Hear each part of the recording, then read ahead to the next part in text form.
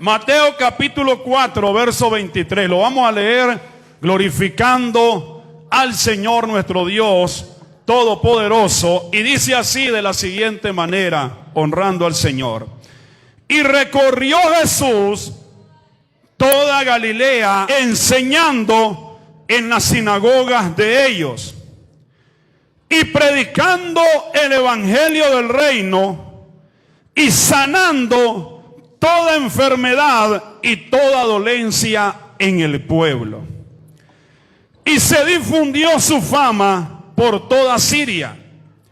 Y le trajeron todos los que tenían dolencias, los afligidos por diversas enfermedades y tormentos, los endemoniados, no volteé a ver a la par ahorita, los lunáticos, tampoco volteé a ver a la par, los paralíticos, y los sanó. Y le siguió mucha gente de Galilea, de Decápolis, de Jerusalén, de Judea y del otro lado del Jordán. Que Dios añada bendición a esta palabra. Puede sentarse. Que su Santo Espíritu, aleluya, sea ministrando nuestras vidas en esta hora. Aleluya. A ver, ¿dónde están los evangélicos? Aleluya. A ver, ¿dónde están las evangélicas? Me escucho muchas evangélicas aquí yo. A ver, ¿dónde están las evangélicas? Las escucho como calladitas algunas. A ver, ¿dónde están los evangélicos? Aleluya, gloria a Dios. Ok. ¿Sabe, amado hermano, que a nosotros nos dicen evangélicos? Porque a todo aquel que le dicen evangélico es porque ha aceptado el evangelio de Jesucristo. ¿Están conmigo? Miren, nada nuevo, nada profundo, sino algo sencillo. A todo el que le dicen evangélico, aleluya, es porque ha aceptado a Jesucristo y ha aceptado el evangelio de Jesucristo. ¿Está conmigo todavía? Y de eso es que quiero hablarles para ver si usted es evangélico verdaderamente. Aleluya. ¿Dónde están los evangélicos? Gloria a Dios. Porque los evangélicos, amados hermanos, se supone que hacen ciertas cosas. Amén. Los que dicen ser evangélicos se tienen que identificar como evangélicos. Y los hechos, las acciones, las cosas que hace esa persona que dice que es evangélica, aleluya, demuestran verdaderamente lo que dice que es. Amén. Así es que para estudiar acerca de este tema, el evangelio de Jesucristo, necesitamos nosotros tomar como ejemplo al máximo ejemplo que tenemos, que es nuestro Señor Jesucristo. Amén. No podemos tomar, amados hermanos, otro ejemplo, aunque hay muchos ejemplos en la Biblia. Pero nosotros tenemos que aprender del evangelio acerca de nuestro máximo ejemplo. Porque el tema lo dice, el evangelio de Jesucristo. ¿Cuántos están conmigo? El evangelio de Jesucristo. Mire bien, cuando nosotros hablamos del evangelio de Jesucristo y estudiamos el Nuevo Testamento, aleluya, nosotros debemos de entender que la palabra evangelio quiere decir portador de buenas noticias. Sí, todo el que dice que es evangélico y no es muy portador de buenas noticias, no está demostrando lo que dice que es con sus hechos. Gracias por su entusiasmo.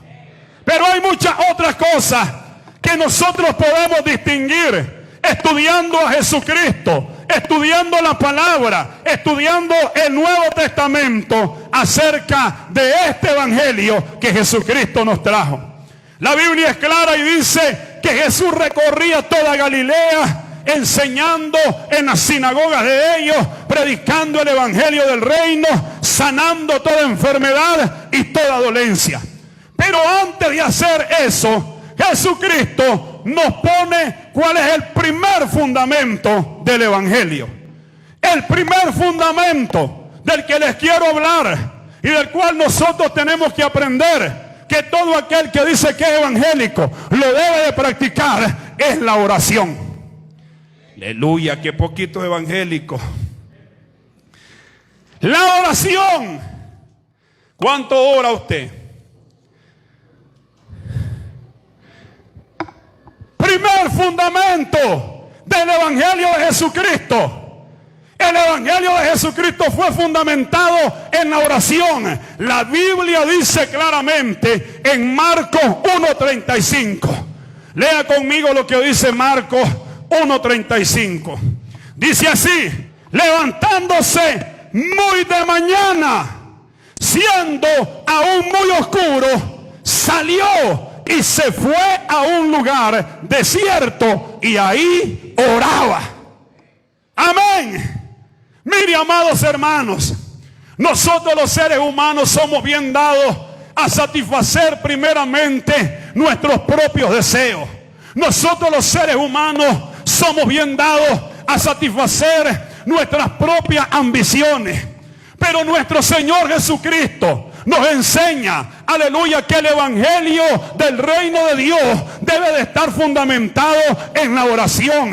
Sabe que la Biblia nos dice esto, de que nuestro Señor Jesucristo se levantaba muy de mañana para orar, porque aleluya, nuestro Señor Jesucristo tenía muchas cosas por hacer. Y vea bien, hay gente que dice que tiene demasiado tiempo ocupado como para orar. Hay gente que dice que está muy ocupada en sus asuntos como para tener tiempo para orar. ¿Sabía usted que en determinadas ocasiones los discípulos de Jesús fueron donde Jesús y le dijeron, Él estaba orando, Jesús estaba teniendo comunión con el Padre, y los discípulos llegaron y le dijeron, Maestro, aleluya, te buscan? Y sabe qué hora era, hermano, como las 6:30 de la mañana, que el Maestro ya había estado con el Padre Celestial en comunión, porque Jesús sabía que si Él quería demostrar el evangelio del reino, tenía que estar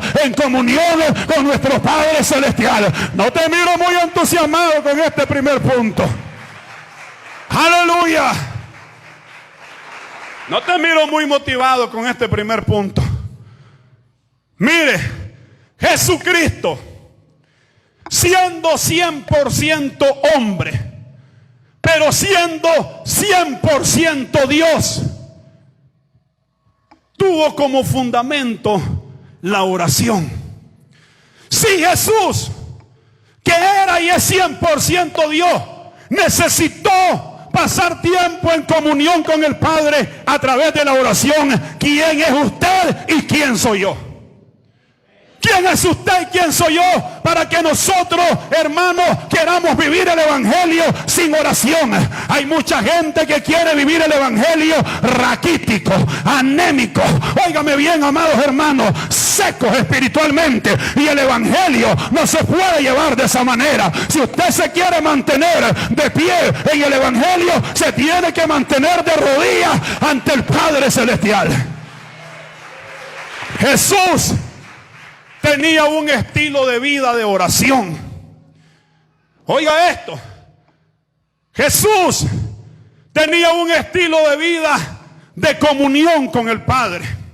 Cuando nosotros nos vamos a Lucas capítulo 11, dice así, amados hermanos, Lucas capítulo 11 verso 1 dice así: aconteció que Jesús estaba orando en un lugar, y cuando terminó, uno de sus discípulos le dijo, Señor, enséñanos a orar, como también Juan enseñó a sus discípulos. Mire bien, los discípulos de Jesús, por lo general nosotros los vemos roncando cuando el Señor está orando. Cualquier parecido es pura coincidencia. Porque Jesús, aleluya, era un hombre de oración. Los discípulos ya sabían dónde encontrarlo. Cuando los discípulos iban a buscar muy de mañana al maestro, lo encontraban en el monte de la oración, lo encontraban en la comunión con Dios, lo encontraban teniendo relación con el Padre Celestial. Yo entiendo algo, que usted no tiene el tiempo que yo tengo para orar. O sea, eso es lo que se supone. Amén. Pero cosas para hacer en el ministerio hay bastante. Pero entiendo que usted por su trabajo, aleluya, tiene menos tiempo que yo para orar. Pero si hay algo que usted debe de hacer, es siempre apartar un momento para estar con Dios. Un momento en la mañana para estar con Dios. Un momento en la noche para estar con Dios. Sabe, hermano, que Jesús, Él sabía que desde que comenzaba el día la gente lo estaba buscando para ser ministrado. La gente lo estaba buscando para ser aconsejado. Sabe que Jesús entendía que desde que Él amanecía, aleluya, desde que salía el sol, Él tenía mucho trabajo por hacer. Es más, Él dijo: mi Padre hasta el día de hoy trabaja, y yo también hasta el día de hoy trabajo. Pero si hay algo de lo que no me olvido, es que tengo que orar. Usted, hermano, es evangélico, y los evangélicos oran. Amén. Yo quiero que usted le diga a 2 o 3 personas: ore, evangélico.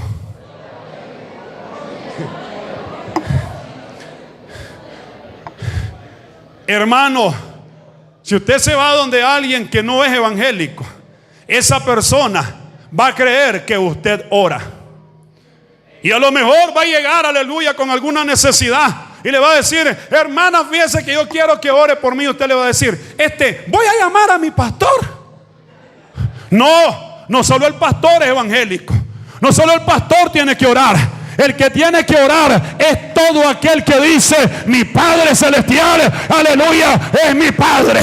Oiga bien, y yo soy su hijo, y como hijo de mi Padre Celestial tengo que estar en comunión con Él. Así es que reprenda a Sabanás, aleluya, si es Sabanás el que lo está deteniendo. O reprenda a Edredón. Amén. ¿Qué es lo que le estorba? O reprenda, aleluya, el chateo. ¿Qué es lo que le estorba para que usted, aleluya, tenga tiempo para orar con Dios? Un día yo le hice un quiz. Así le llamo yo, un quiz. De repente un examen a unos muchachos que les estaba dando clase. Y les dije: yo quiero que ustedes me respondan sinceramente. Miren que a Dios no lo pueden engañar. A mí me pueden engañar, pero a Dios no. Mire, clase de fundamento el que les puse. Y les digo: a ver, yo quiero que ustedes sean sinceros y me digan cuánto tiempo pasan con Dios. ¿Sabe qué me dijeron algunos? 5 minutos. Si usted se identifica con esos 5 minutos, diga amén.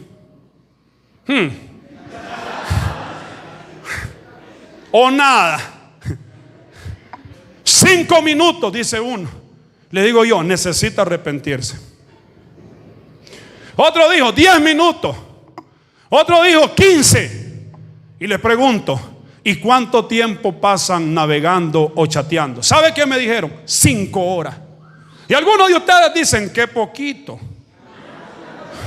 Si es cierto, pero eso dijeron. Así sinceramente. Óigame bien, si yo le hiciera ese examen a usted ahorita, ¿qué diría usted?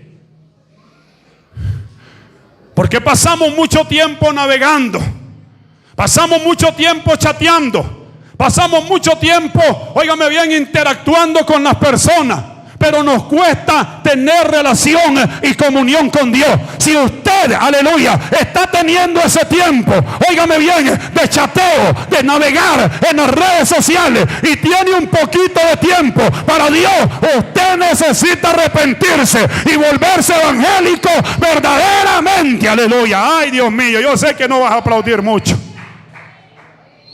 Así es. Necesitamos volvernos a Dios. Necesitamos volvernos a la senda antigua. ¿Por qué le digo esto? Vámonos a Hechos capítulo 1. Y ellos volvieron a Jerusalén desde el monte que se llama el Olivar. el cual está cerca de Jerusalén, camino de un día de reposo. Verso 13.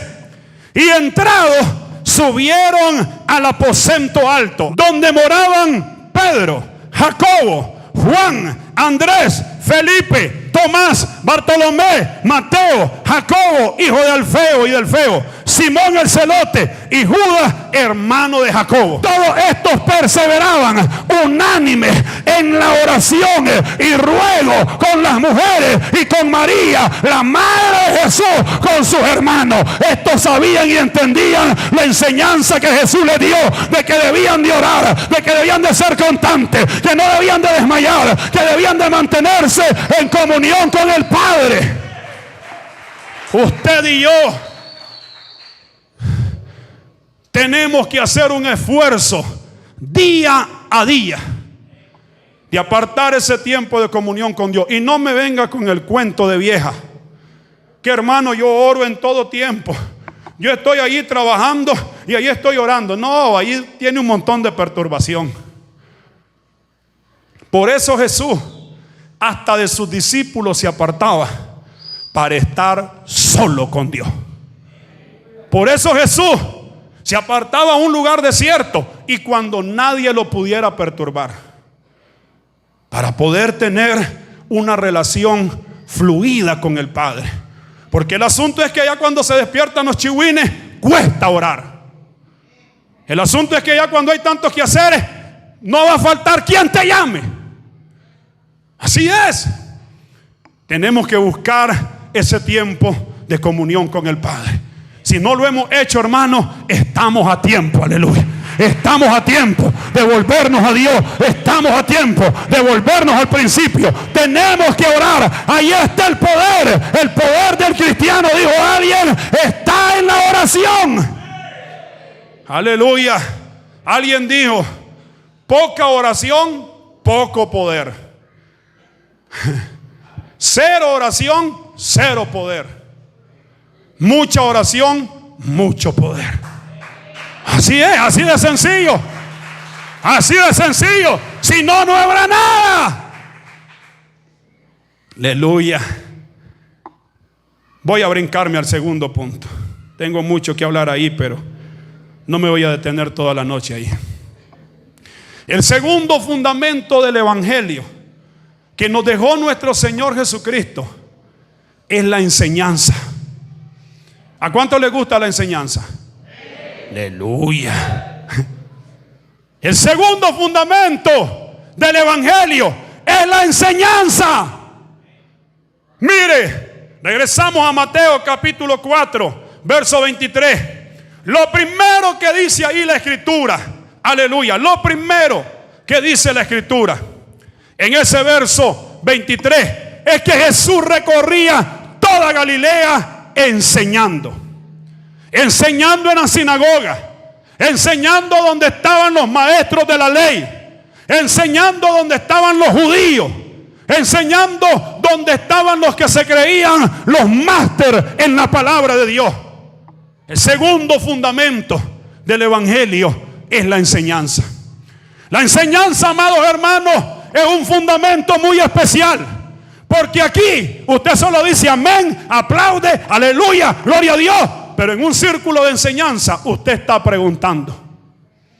En un círculo de enseñanza, si hay algo que le quedó, aleluya, inconcluso, si hay algo que usted dijo, no entendí esa parte, usted levanta la mano y dice, ¿qué fue lo que dijo ahí? Yo quiero que me explique esa palabra.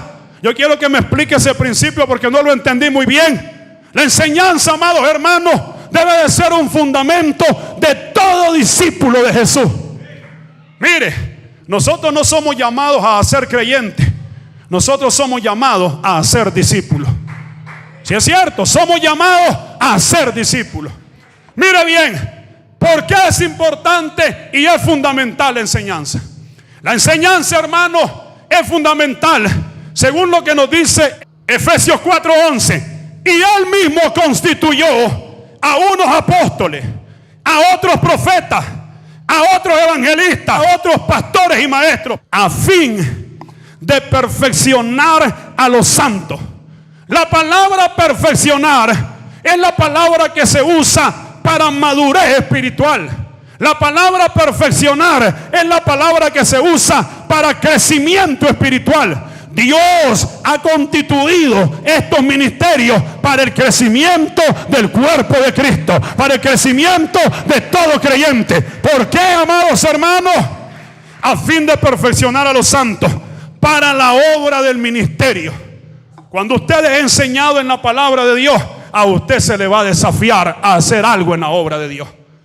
Ser enseñado en la palabra de Dios no es para hacerse cabezón de conocimiento. No. Es para que adquiera conocimiento y que lo vaya a poner en práctica. Gracias por su entusiasmo.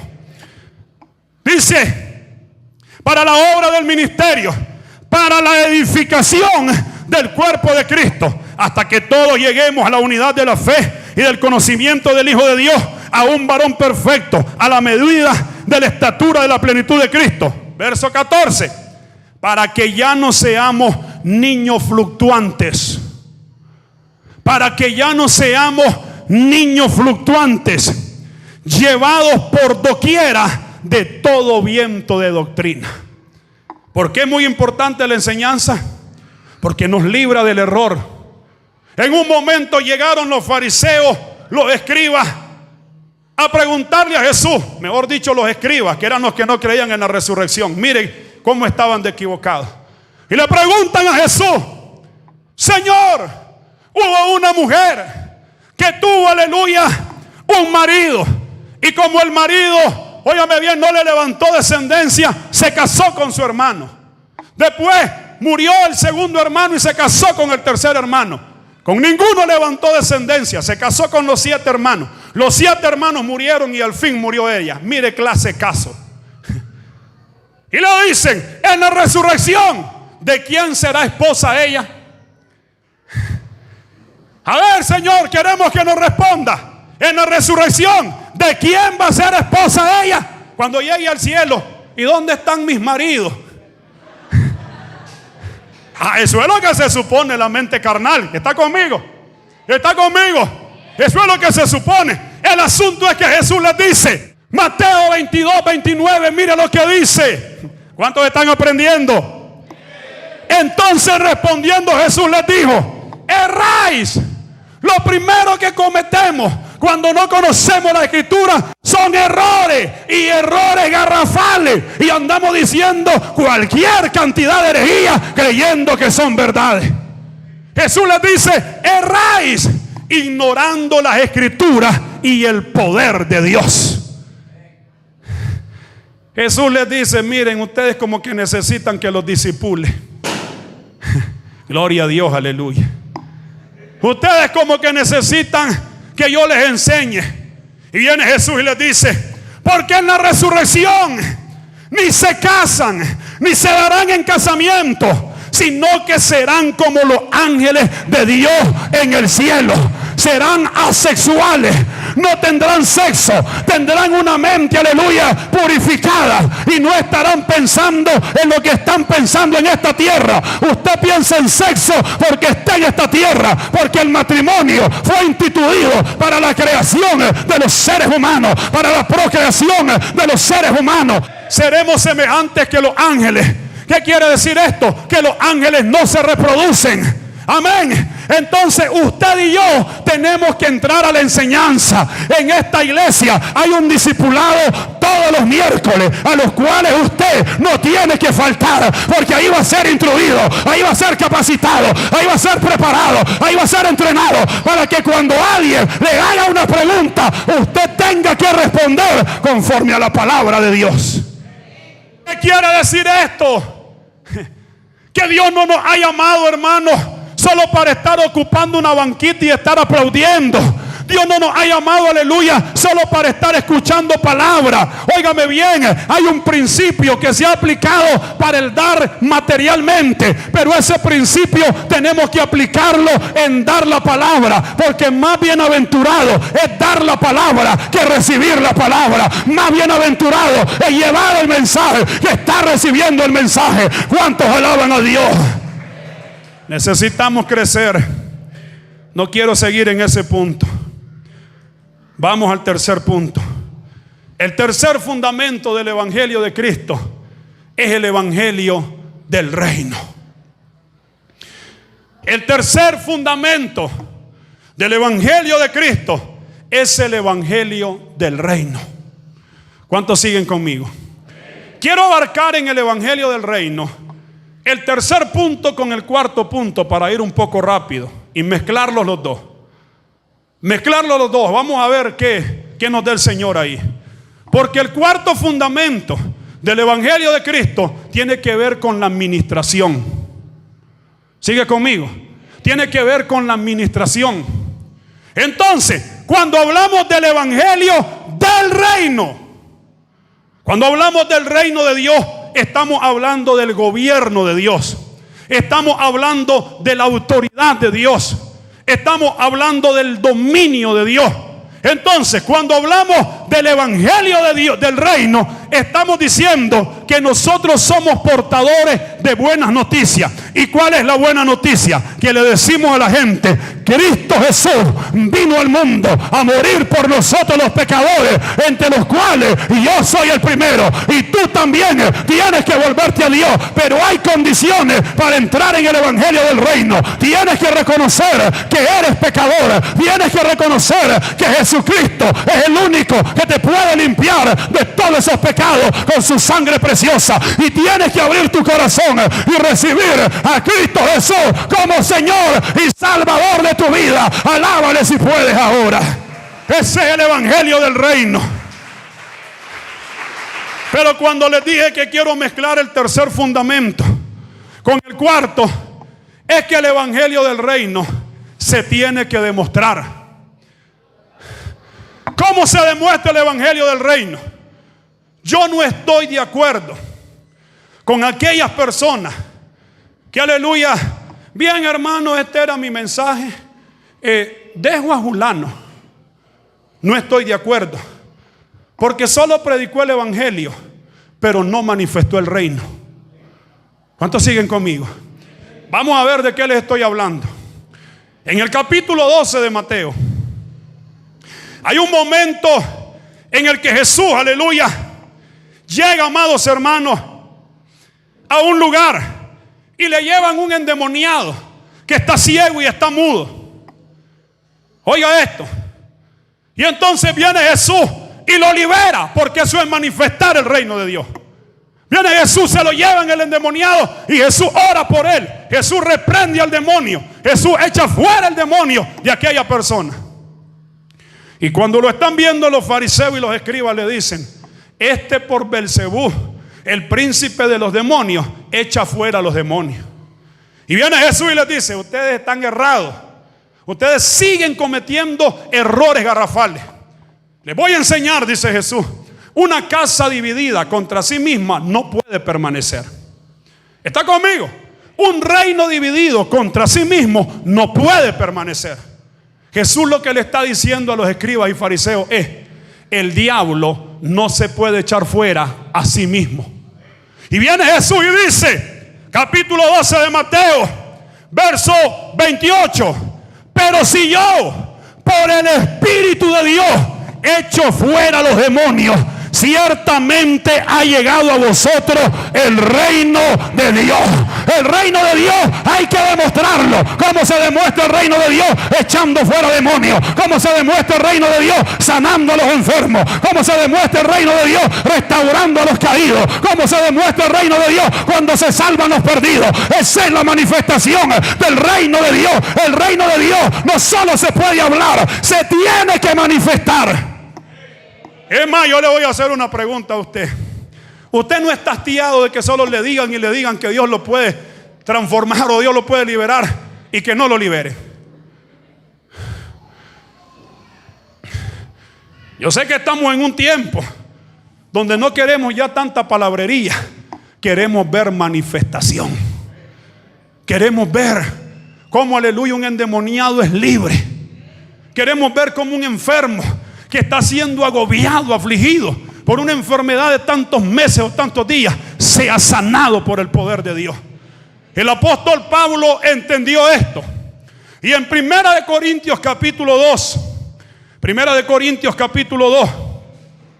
El apóstol Pablo dice de esta manera, verso 1: así que, hermanos, cuando fui a vosotros para anunciarles el testimonio de Dios, no fui con excelencia de palabras o de sabiduría, pues me propuse no saber entre vosotros cosa alguna, sino a Jesucristo y a este crucificado.